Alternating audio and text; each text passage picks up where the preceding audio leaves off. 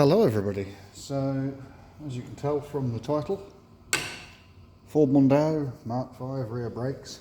So obviously the first thing you need to do, peel the wheel off. Then you got this little spring clip here that needs to come out like that. Now if you're not aware, these are an electric parking brake, which is back here. So to do the rear brakes on these, you are going to require one or two things. You can either leave the parking brake off, then manually energize this and wind it back with a 12-volt battery, or you can unbolt this from the caliper and then use the spline inside to wind the caliper off. So there are ways of doing it without the computer. I have the computer, so obviously I'm going to use it. I've already released the parking brake on the diagnostics. So obviously take these two caps off the back here and put these two bolts out. It's just an Allen bit in the back here. Wind them back out. This video probably will be coming out sometime around Christmas. Christmas, New Year time, so Merry Christmas, Happy New Year to you all. Hope you're all having a good Christmas, plenty of drink, or maybe not too much drink, depends. Hopefully you're not working, but if you are and you're watching this, you've probably not got a lot to do. So once we whiz these out, we're going to take a screwdriver and just touch on them and push them back, and then we're just going to pop them out the back of the caliper like that. That one's actually quite clean. The reason is we're just going to wipe this off and re-grease it, because it obviously gets grease and dirt on there. So, well, the grease actually does attract dirt, ironically, but it does need to be lubricated in order to allow the caliper to slide backwards and forwards properly.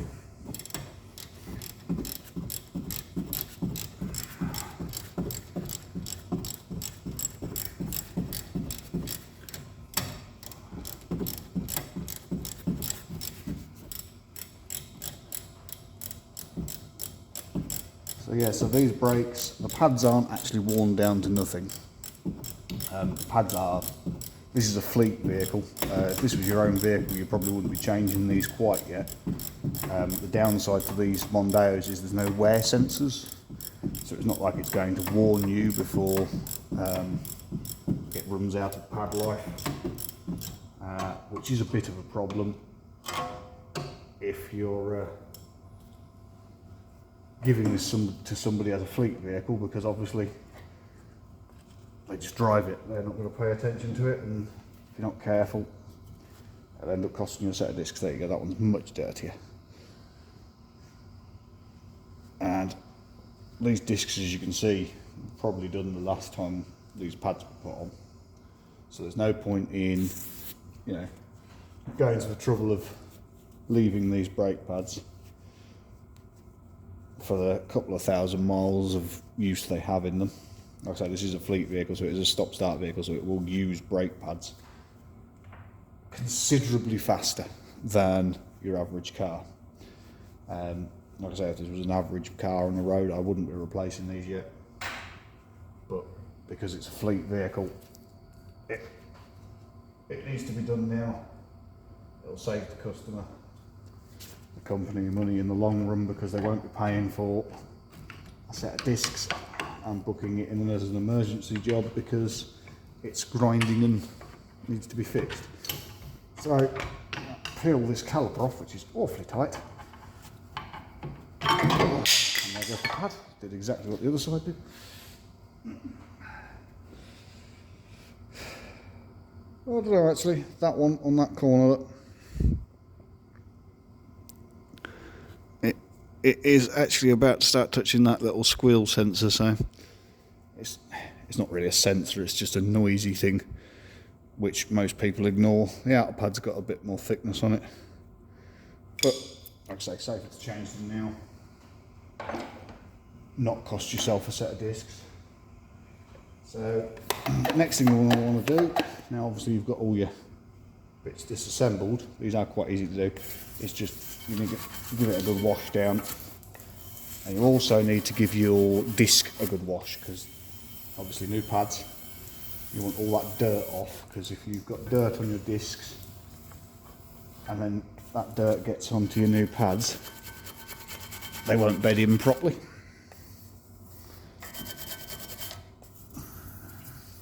Now when I'm doing brakes, I always like to just come and clean around this rubber area, because a lot of vehicles, this rubber is not replaceable. If you're not careful, dirt and gunk makes them stick, and if they stick to the piston as the piston turns, because these do rotate as they come out, what can happen is it can trap the rubber, and then the rubber will actually just deteriorate and break. So now we need to push that back in.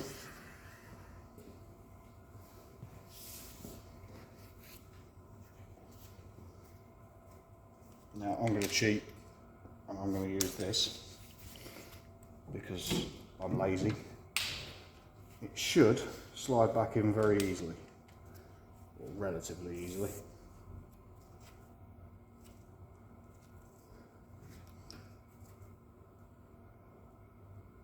And it's going. This is just air pressure, so you don't have to wind these back in. It's just air pressure pushing it back in, so you just have to push it. It means you can use a G-clamp or whatever you need, really. G-clamp, I mean, if you happen to have one of the wind back ones, you can still wind it back, just use the smooth cup on the end. I mean, that's not even the right one for it, but it does the job. So now that's all the way back in. Now, if you didn't pay attention when you took it apart, the two pads are different on these. So the one with this metal part on goes on the inside. Basically that's like an anti-rattle clip. Now, before I do that, I'm just going to take this. Now, it depends on how bad yours is, but you may or may not need to clean these really, really well. Sort of depends, to be honest, on what you've been using it for, how long they've been on there. Like I say, fleet vehicles tend to do a lot more miles, and if they do a lot more miles, then you find that these aren't anywhere near as dirty and horrible when you actually come to clean them up. Whereas if it's your own personal car, it's probably been a few years since the brakes have been done. I'm just going to get a drill brush and clean that up a little bit more. Right, so I did that off camera to save you the noise, but it's just a little wire brush on the end of a drill. Just to clean that up a little. Then we take... Now, brake lubricant's an interesting story. Some people say you want none whatsoever. Other people say, oh, you want lots. I'm actually an in-between kind of guy, so anywhere where there is metal contacting and that is like a sliding surface, you would like a little bit of lubricant in there, just to help it. And if these were really, really, really rusty and crusty, I would actually put a light layer of brake grease on there, just to stop the rust jacking, because over time what will happen is that rust will layer back up and it will actually trap the pads. So I find a little bit of lubricant just to try to slow that process down is better than just ignoring it. So now we can pop our caliper back on. It just goes back up the top like that. And plenty of room with these. Nice and simple. And we throw that on the floor. Now, things like your pins, you wipe them down. Sometimes you have to take these to a wire wheel or a bench grinder or something, just to, well, a wire wheel on a bench grinder, just to clean these up, because they get lots of rubber deposits on them and dirt. These weren't too bad, but like I say, these brakes, as you can see, weren't changed that long ago. So parts like that definitely need lubricating, because that's where the caliper slides backwards and forwards. And if that doesn't slide backwards and forwards properly, what will end up happening is you will end up wearing one brake pad more than the other. So you can look at, I mean, you could see on those pads how the inner pad's worn more than the outer pad, and that is just because it uses the force on the inner pad to pull the outer pad in. So it's always braking harder on the inside of the disc than it is on the outside. It's just a part of braking hydraulics. Then obviously you do get some vehicles with internal and external pistons on the caliper, which then obviously changes that, but we are talking about a Ford Mondeo here, and I don't see Ford doing lots of brakes inside and out. So just line those back up and then tighten them down. And this is the part where the internet goes absolutely mental, because I'm not going to use a torque spec, yeah, well, you know, and people say that's the difference between a mechanic and a technician. A technician talks it.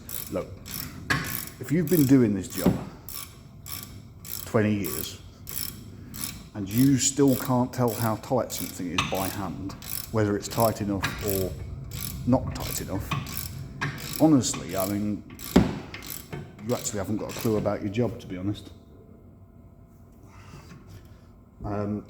You develop a sense for it, and the thing is, I know I can do these up by hand. I know how tight they are, and if I was to waste my time, go over there, get the scan tool, look up the price, look up the torque spec, and get the torque wrench, come back, torque up the caliper bolts. You're adding labour onto a job that is unnecessary. Now, it's not to say you shouldn't torque all bolts, because I do, you know, flywheels, clutches, things like that. Definitely, head bolts, absolutely. You know, intake manifolds, bits and pieces. There are things to torque, but looking at the torque spec for a caliper bolt is just, it's not necessary. Besides which, a couple of years of rust and they're never coming undone. So once you've got those done up, you can then take your two caps, which I don't know if you actually paid attention and saw me remove, I didn't mention them. And then you pop those in the back. These are actually very important because they keep all the dust and dirt and water out the back here and keep that grease inside. As you can see from the dirt on the pins, they do a mediocre job, so they are important and they do need to be there.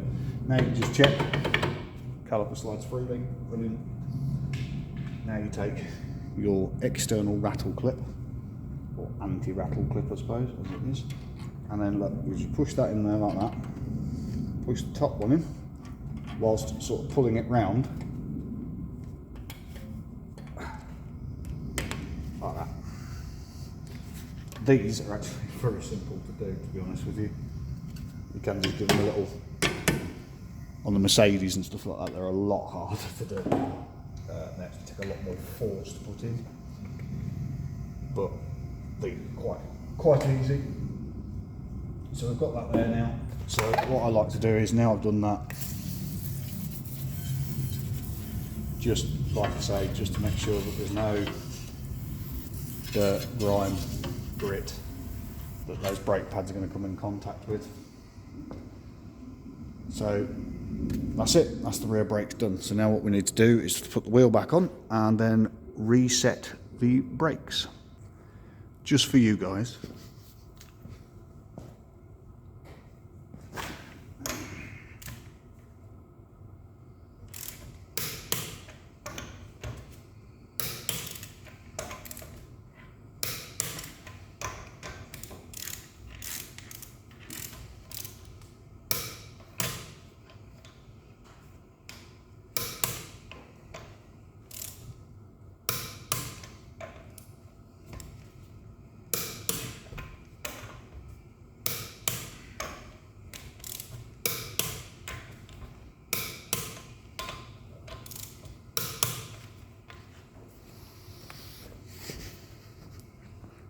just for you. And if you noticed, yes, it is a half size socket because it's got typical Ford wheel nuts. Do remember, if you were doing your brakes before you start, just to take the lid off the reservoir, stop it over pressurising, and then when you're finished, obviously check your level. Fluid levels are now set, so we now need to come back into the vehicle, squeeze in with all the computers and modules and everything else. Now we've finished the brake procedure, so we now need to turn the ignition back on, which we have done.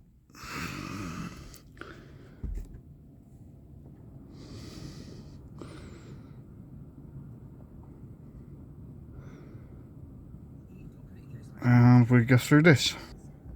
So it's just gone through. As we're there, it says pad replacement completed. As we've done their in and out bit, learnt their positions and everything. And that's it. We now should be able to push down on the brake. And that's it. Brake is now applied. Okay. So we can exit that. And that is one brake pad replacement done. Obviously I did the other side off camera. Just saying, just for that person that didn't realise. So that's that done. Like I say, it's around Christmas. I don't know if I'll put any more videos out now. I mean, there's a few in the pipeline, but I don't. This will probably be set for around Christmas. So have a good Christmas and a happy New Year, and we'll see you soon.